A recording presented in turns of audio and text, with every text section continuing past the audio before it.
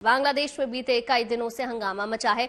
हिंदू धार्मिक नेता चिन्मय प्रभु की गिरफ्तारी और उन्हें जेल भेजे जाने के बाद बांग्लादेश में उबाल और बढ़ गया है।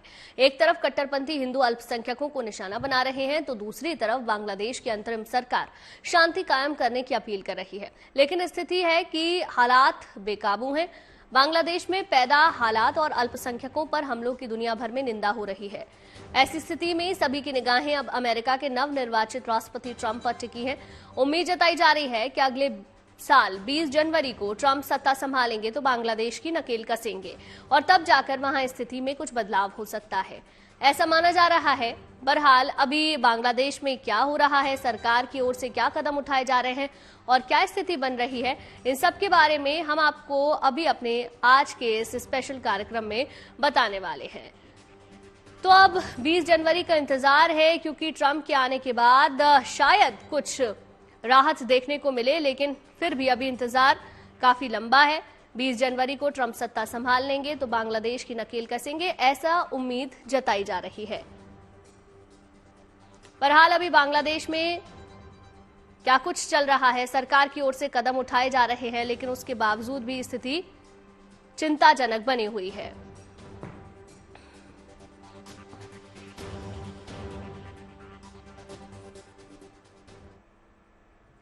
वहीं बांग्लादेश में हाल के दिनों में बवाल चिन्मय दास की गिरफ्तारी और उन्हें जेल भेजे जाने पर बढ़ा है।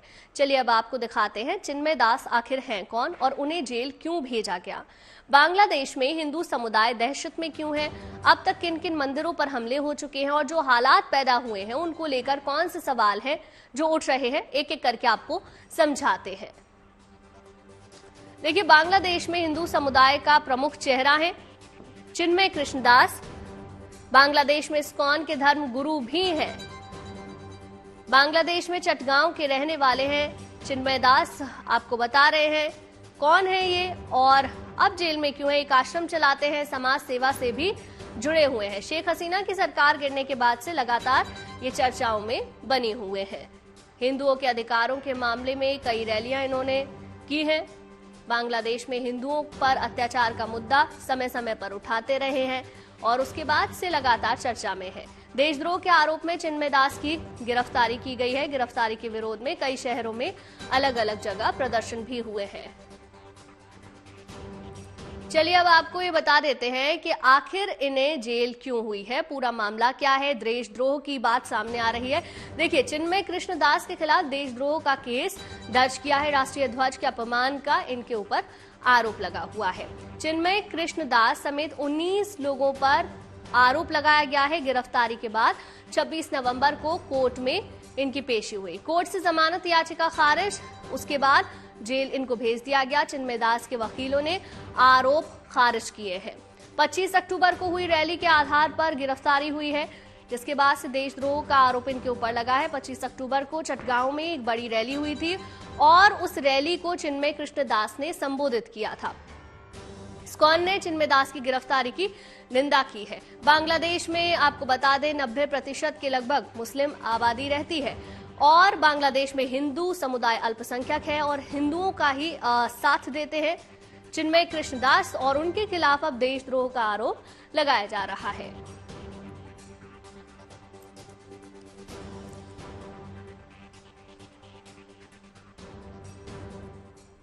तो इन आरोपों के बाद अलग अलग दलीलें सामने आ रही हैं। इस्कॉन इसको लेकर क्या कुछ कह रहा है, आइए वो भी अब जान लेते हैं। देखिए, साल 2022 ढाका आपको बता दें दुर्गा नवमी पर इस्कॉन मंदिर पर हमला हुआ था। इस्कॉन मंदिर पर आतंकी हमले की योजना नाकाम हुई थी साल 2020 में। वहीं 2018 में इस्कॉन आयोजित रथ यात्रा पर हमला हुआ। इस्कॉन मंदिर पर कट्टरपंथी हमला हुआ जिसमें 10 लोग घायल हुए थे। 2016 की ये घटना। इससे पहले 2015 इस्कॉन मंदिर पर हमले में 2 लोग घायल हुए थे। इस्कॉन मंदिर द्वारा संचालित अनाथालय पर भी हमला हो चुका है। तो बांग्लादेश में टारगेट पर है इस्कॉन मंदिर। ये इन तारीखों से अंदाजा लगाया जा सकता है क्योंकि ये आज की ही बात नहीं है। 2015 के बाद से इसी तरीके की तस्वीरें देखने को मिल रही हैं।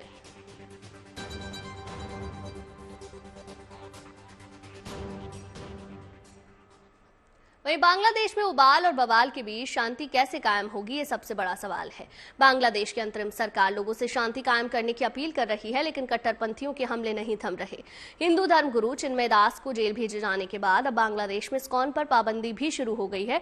वहीं बांग्लादेश में जो कुछ हो रहा है उसकी निंदा दुनिया भर में हो रही है। इसकी गूंज अमेरिका तक सुनाई दे रही है। सवाल यही है कि क्या इसी तरह सांप्रदायिक आग में जलते हुए बांग्लादेश तरक्की की राह पर आगे बढ़ पाएगा, जिसकी उम्मीद वहां लोग अंतरिम सरकार के मुखिया मोहम्मद यूनुस से लगाए बैठे हैं। सवाल यह भी है कि अभी हंगामे और हिंसा को रोकने के लिए अमन कायम करने के लिए बांग्लादेश सरकार क्या कर रही है। देखिए हमारी ये खास रिपोर्ट।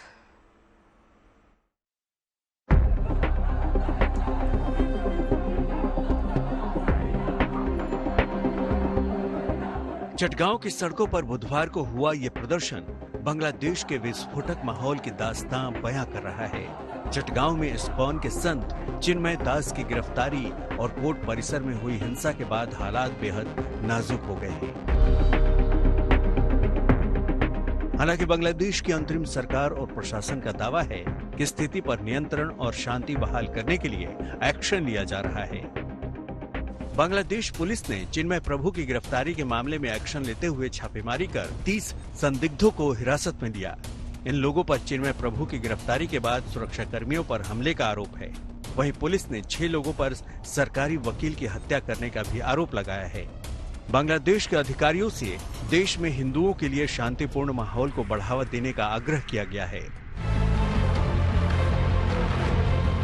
बांग्लादेश पुलिस का कहना है कि अदालत में चिन्मय कृष्ण दास ब्रह्मचारी की पेशी के दौरान हंगामे में हिरासत में लिए गए लोगों की भूमिका की जांच होगी। अगर ये पाया गया कि वकील की हत्या और सुरक्षा बलों पर हमले में उनका हाथ है तो उन्हें गिरफ्तार किया जा सकता है। पुलिस प्रशासन और भी संदिग्धों की तलाश में है। वहीं बांग्लादेश के कट्टरपंथी इस्कॉन पर पाबंदी लगाने की मांग भी कर रहे हैं। जो लोग कह रहे हैं कि इस्कॉन को बैन करना है, क्यों? इस्कॉन ने क्या किया? इस्कॉन जो हो international consciousness of Shri Krishna यानी अंतर्जातीय कृष्ण भावनाविद संघ, वो सनातन धर्म से जुड़े हुए हैं। सनातन धर्म की जो वार्ता है, भगवान श्री कृष्ण हिंदुओं की आराध्य है और इन श्री कृष्ण की जो मार्गदर्शन है वही इस्कॉन ने लोगों का बीच में फैला रहा है। लोगों को यही दर्शाता है। इस्कॉन ने किसी का क्या बिगाड़ा है? आपको बता दें कि बांग्लादेश में शेख हसीना सरकार के तख्ता पलट के बाद से अल्पसंख्यक हिंदुओं के खिलाफ लगातार हिंसा हो रही है। बांग्लादेश सरकार के एक तरफा एक्शन से अल्पसंख्यकों में दहशत का माहौल है, क्योंकि अंतरिम सरकार हिंदू आबादी को सुरक्षा का भरोसा दिलाने में नाकाम रही है। हमने यही चाहता था कि जो घटनाएं घटी है उसका पूरा जांच पड़ताल किया जाए और जो इन घटना के साथ इन्वॉल्व थे उनको कानून की हिरासत में लिया जाए और सख्त से सख्त कार्रवाई किया जाए और उनको बड़ी से बड़ी सजा दिया जाए। और जो 5 अगस्त से लेकर जो पूरा महीना में, अगस्त महीना में जो हिंदुओं का जो नुकसान हुए है, उनका घर बड़ी जलाया गया है। फिलहाल बांग्लादेश के हिंदू संगठन चिन्मय दास की रिहाई और उनके मौलिक अधिकारों को बहाल करने की मांग कर रहे हैं, ताकि देश में सांप्रदायिक सद्भाव की भावना कायम रहे। इस बीच बांग्लादेश में अल्पसंख्यक हिंदुओं के खिलाफ कार्रवाई की दुनिया भर में निंदा हो रही है। अमेरिका के हिंदू अमेरिकी संगठनों ने अल्पसंख्यकों पर हमले को देखते हुए बांग्लादेश पर पाबंदियां लगाने की मांग की है। हिंदू अमेरिकी संगठनों ने अल्पसंख्यकों की सुरक्षा में नाकाम रहने पर अमेरिका की ओर से बांग्लादेश को दी जाने वाली आर्थिक मदद रोकने की मांग की है। हिंदू अमेरिकी संगठनों ने अमेरिका के नवनिर्वाचित राष्ट्रपति ट्रंप को खुला पत्र लिखा है और बांग्लादेश पर कार्रवाई की मांग की है। संगठनों का कहना है कि बांग्लादेश में केवल हिंदू ही नहीं बल्कि बौद्ध और ईसाई समुदाय के लोग भी खतरे में हैं। ऐसे हालात को देखते हुए अमेरिका में बांग्लादेशियों के लिए वीजा प्रतिबंध लगाने की भी मांग की गई है। हिंदू धर्म और भारतीय संस्कृति के प्रति रुझान रखने वाली अफ्रीकी मूल की अमेरिकी सिंगर मेरी मिलबेन ने भी सोशल मीडिया पर पोस्ट में बांग्लादेश के हालिया घटनाक्रम पर चिंता जताई और धार्मिक स्वतंत्रता के साथ हिंदुओं और अन्य अल्पसंख्यकों के हितों की रक्षा की मांग की। वहीं भारत में हाईकोर्ट के रिटायर्ड जजों, IAS, IPS, IIS, IFS और राज्य सरकारों के पूर्व अफसरों और संसद सदस्यों ने पीएम मोदी को खत लिखकर बांग्लादेश में हिंदुओं के उत्पीड़न के खिलाफ दखल देने की मांग की है। हालांकि भारत सरकार पहले ही कड़ी प्रतिक्रिया जाहिर कर चुकी है। अब बांग्लादेश सरकार को चाहिए कि वो अपने देश में अमन कायम करने के लिए हर जरूरी प्रयास करे। Bureau report, good news today.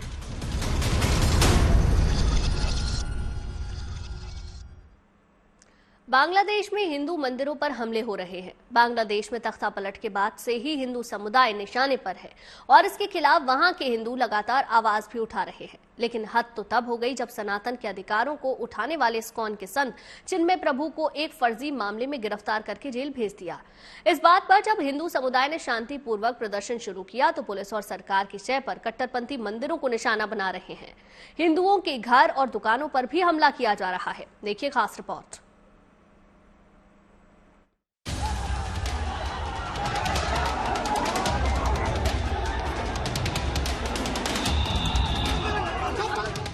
एक तरफ हिंदू अपने अधिकारों के लिए शांति के साथ प्रदर्शन कर रहे हैं, दूसरी ओर हिंदुओं और मंदिरों पर हमले का सिलसिला तेज हो गया है। ये तस्वीरें हैं बांग्लादेश की, जहां इस वक्त कट्टरवादी ताकतें बेलगाम हैं। सरकार की शह पर उपद्रव हो रहे हैं, हिंदू मंदिरों पर हमला हो रहा है। ये तस्वीरें चटगांव की हैं, बांग्लादेश के उसी इलाके की जहां चिन्मय प्रभु को जेल भेजे जाने के बाद उनके समर्थकों ने विरोध प्रदर्शन किया। मगर उसके जवाब में देखिए किस तरह मंदिरों को टारगेट किया गया।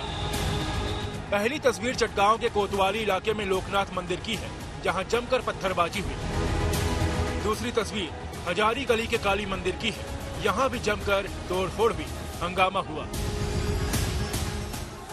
सैकड़ों की तादाद में जुटे कट्टरपंथियों ने जाने माने लोकनाथ मंदिर को निशाना बनाया। ये हमला जमात शिविर के नेताओं और कार्यकर्ताओं ने किया, लेकिन उन पर कार्रवाई करने के बजाय पुलिस हिंदू समुदाय के लोगों को ही गिरफ्तार कर रही है। इसी तरह मंगलवार की शाम हजारी गली में मौजूद काली मंदिर को घेर लिया गया और मंदिर को नुकसान पहुंचाया गया। ये चटगांव का वो इलाका है जहां ज्यादातर लोग हिंदू समुदाय के हैं। कुछ दिन पहले बांग्लादेश की सेना ने इसी इलाके में हिंदुओं को टॉर्चर किया था और कई हिंदू लड़कों को यहाँ से अगवा भी कर लिया गया था। मंदिरों को ही नहीं बल्कि कई जगहों पर भीड़ ने हिंदू समुदाय के लोगों पर भी हमला किया। इनमें कुछ तस्वीरें सोशल मीडिया पर वायरल हैं। अल्पसंख्यक हिंदुओं पर हो रहे जुल्म, हिंसा और हंगामे की ये तस्वीरें इस वक्त पूरी दुनिया देख रही है। जो बात सबसे ज्यादा हैरान करने वाली है वो है यूनुस सरकार की चुप्पी। ऐसा लग रहा है जैसे बांग्लादेश की मौजूदा सरकार इस वक्त पूरी तरह कट्टरपंथी ताकतों के इशारे पर काम कर रही है। और ये तस्वीरें इस बात का प्रमाण है। मंगलवार को इस्कॉन धर्मगुरु चिन्मय कृष्ण दास की जमानत खारिज होने की जब उन्हें जेल भेजा गया तब उनके समर्थकों ने शांतिपूर्ण प्रदर्शन किया था, लेकिन तब पुलिस ने उन पर जमकर लाठीभाजी की। यहाँ तक कि चिन्मय प्रभु की लीगल टीम पर भी हमला किया गया और उसके सदस्य घायल हो गए। समर्थक अपने धर्मगुरु की एक झलक के लिए जुटे थे। कुछ ने चिन्मय प्रभु को जेल ले जा रही गाड़ी के सामने लेटने की कोशिश की, मगर पुलिस ने बर्बरता की हदें पार कर दी। यहाँ तक कि गलियों से भागते हुए लोगों पर पुलिस के साथ मिलकर कट्टरपंथियों ने दोबारा हमला किया। बांग्लादेश सम्मिलित सनातनी जागरण जोत का दावा है कि चटगांव में कट्टरपंथी समूहों ने लगातार हिंसक उत्पात किया, मंदिरों को जलाया, संपत्तियों को लूटा और आगजनी की। बताया जा रहा है कि सड़क पर अगर कोई हिंदू नजर आया तो उसकी पिटाई की गई और उनकी दुकानों पर भी हमला किया गया, लेकिन पुलिस ने उनके खिलाफ कोई कार्रवाई नहीं की। किसी की गिरफ्तारी नहीं हुई, बल्कि पुलिस ने इन कट्टरपंथियों को समर्थन दिया। मगर हिंसा का दोष हिंदू प्रदर्शनकारियों पर मढ़ने के लिए अब वकील सैफुल इस्लाम की मौत का मुद्दा बनाया जा रहा है। मीडिया रिपोर्ट्स के मुताबिक कोर्ट परिसर में जब पुलिस और प्रदर्शनकारियों में झड़प हुई, उसी दौरान सैफुल इस्लाम की मौत हो गई। हिंदू संगठनों ने साफ कर दिया है कि प्रदर्शन कर रहे हिंदू निहत्थे थे और कोई भी हिंदू वकील सैफुल की हत्या में शामिल नहीं है, बल्कि एक कट्टरपंथी संगठन सुनियोजित तरीके से हत्या करके सनातनियों पर आरोप लगा रहा है। हिंदू संगठन ने सैफुल की मौत की जांच की मांग की है और बांग्लादेश सरकार ने जांच के आदेश भी दिए हैं। मगर हैरत की बात है कि सरकार के मुखिया मोहम्मद यूनुस ने वकील की मौत की निंदा तो की है, पर शांतिपूर्ण प्रदर्शन कर रहे हिंदुओं पर हो रहे हमलों पर चुप्पी साध रखी है। मगर बांग्लादेश में हिंदुओं पर हो रहे अत्याचार को लेकर भारत में भारी गुस्सा है। कोलकाता में लोग सड़कों पर उतर आए हैं, विरोध प्रदर्शन हो रहा है। चिन्मय प्रभु को जेल से रिहा करने की मांग हो रही है। एक्चुअली हमारे पास कोई शब्द नहीं है इसके ऊपर में टिप्पणी करने के लिए। इस्कॉन इतनी बड़ी ऑर्गेनाइजेशन है, इतनी फेमस ऑर्गेनाइजेशन है। स्टीव जॉब्स, जब वो उनका एक स्टैनफोर्ड यूनिवर्सिटी का एक लेक्चर है, बहुत ही फेमस लेक्चर है, उसमें वो बता रहे हैं कि जब वो यूनिवर्सिटी में पढ़ाई करते थे तो उनके पास में इतना पैसा नहीं था कि वो अच्छा मील ले सके, तो वो क्या करते थे, वो 8 मील पैदल चलकर इस्कॉन मंदिर जाते थे और वहां पर जो शाम के वक्त फ्री खाना दिया जाता था उसको खाते थे। और वो इस्कॉन से प्रभावित होकर भारत भी आए और वो इस्कॉन की जो फिलॉसफी है उससे अट्रैक्ट होकर वो बहुत सारे क्लास भी अटेंड करते थे। इस तरह हम देखें कि मिस्टर एल्फ्रेड फोर्ड, जो हेनरी फोर्ड के ग्रेट ग्रैंडसन हैं, वो भी इस्कॉन के भक्त हैं। और इस तरह के बहुत सारे नाम हैं, फेमस नाम हैं। तुलसी गबार्ड, वो इस्कॉन के फाउंडर शिला प्रभुपाद की ग्रैंड डिसाइपल हैं। तो इतने प्रोमिनेंट लोग इस्कॉन से जुड़े हुए हैं। चिन्मय प्रभु की जमानत के लिए बुधवार को अदालत में अर्जी दाखिल नहीं हुई, क्योंकि वकील सैफुल इस्लाम की मौत के विरोध में बार एसोसिएशन हड़ताल पर रहा। लेकिन साफ है कि अगर चिन्मय प्रभु जल्दी ही जेल से बाहर नहीं आए तो बांग्लादेश में बवाल बढ़ने वाला है। Bureau report, good news today. Bangladesh में बवाल बढ़ने की एक और बड़ी वजह है। आशंका है कि वहां इस्कॉन पर बैन लगाया जा सकता है। इस्कॉन के खिलाफ वहां हाई कोर्ट में याचिका डाली गई है और कोर्ट में सरकार के वकील ने ये बेतुकी दलील दी है कि इस्कॉन एक आतंकी संगठन है। जो संस्था समाज में शांति और भाईचारे के लिए काम कर रही हो, उसे लेकर बांग्लादेश में जो माहौल बनाया जा रहा है वो चिंताजनक है। आपको बता दें कि इस्कॉन का पूरा नाम है international society for Krishna consequences. 1966 में इसकी शुरुआत हुई। दुनिया के 60 से ज्यादा देशों में 1000 से ज्यादा केंद्र हैं। अकेले भारत में इसके 400 केंद्र हैं। लाखों की तादाद में इसके अनुयायी हैं जो भगवान कृष्ण की उपासना करते हैं। मगर इस वक्त बांग्लादेश के कट्टरपंथी संगठन वहां इस्कॉन को बैन करने की मांग कर रहे हैं।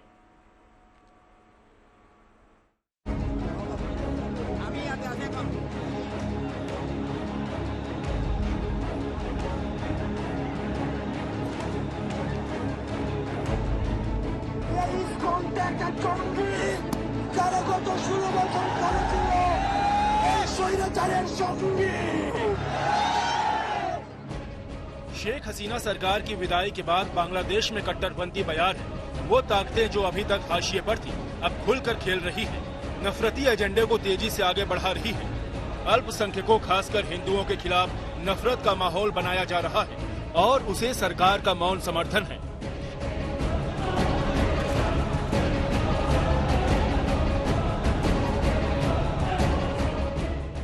ये सरकार पर कट्टरपंथ का दबदबा ही है, जिसकी वजह से इस्कॉन के चिन्मय प्रभु को देशद्रोह के एक फर्जी मामले में गिरफ्तार कर लिया गया और फिर जेल भेज दिया गया।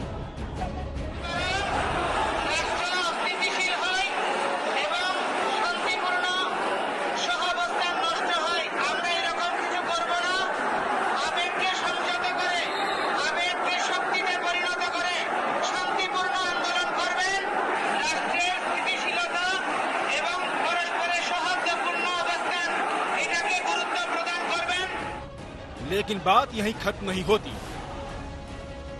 अब बांग्लादेश में इस्कॉन पर ही पाबंदी लगाने की तैयारी है। बांग्लादेश हाईकोर्ट में इस्कॉन पर पाबंदी लगाने के लिए रीट याचिका दायर की गई है। वहीं अटॉर्नी जनरल ने हाईकोर्ट में कहा है कि इस्कॉन एक धार्मिक कट्टरपंथी संगठन है। सरकार पहले ही इसकी जांच कर रही है। इस पर पाबंदी लगाना सरकार का मुख्य एजेंडा है और इसके लिए जरूरी तैयारी की जा रही है। इसका मतलब ये लगाया जा रहा है कि इस्कॉन पर बांग्लादेश में जल्दी ही पाबंदी लग सकती है। बांग्लादेश में चिन्मय प्रभु को जेल भेजे जाने के बाद बवाल है। हिंदू समुदाय सड़कों पर है और जमकर प्रदर्शन हो रहे हैं।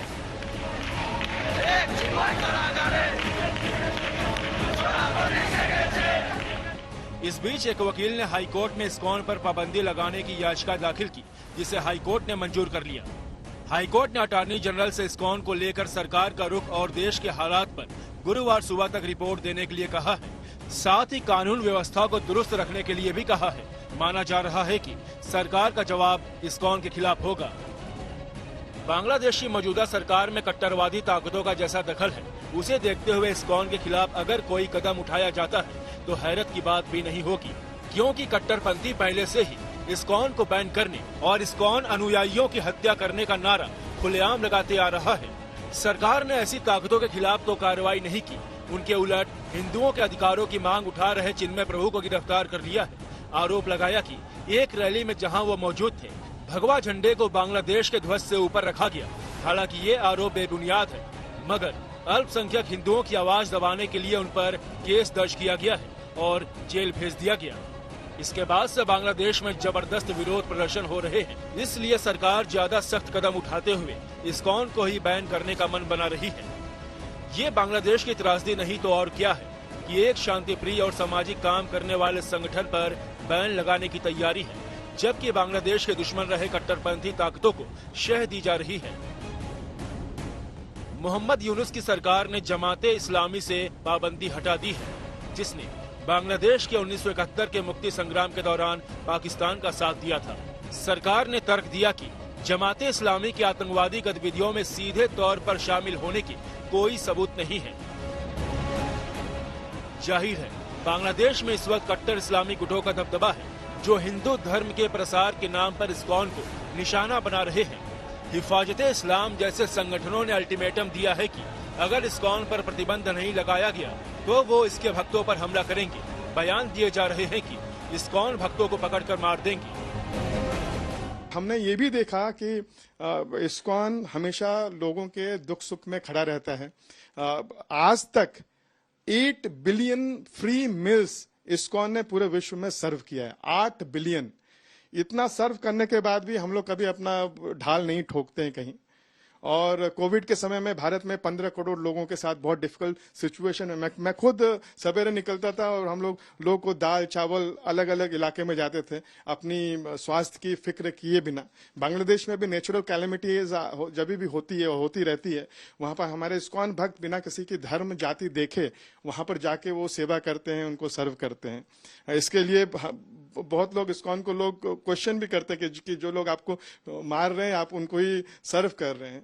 तो ऐसे शांति प्रिय ऑर्गेनाइजेशन के ऊपर में इस तरह का लांछन लगाना बिना किसी तथ्य के, ये बहुत ही दुखद है। शांति और भाईचारे का प्रचार प्रसार करने वाली संस्था इस्कॉन के खिलाफ जानबूझकर जहर उगला जा रहा है। इसके खिलाफ दुष्प्रचार किए जा रहे हैं और आतंकवादी संगठन बताया जा रहा है। लेकिन ये सब इसलिए हो रहा क्योंकि एक कमजोर और लाचार सरकार कट्टरवादी ताकतों पर लगाम लगाने में नाकाम है। Bureau report, good news today.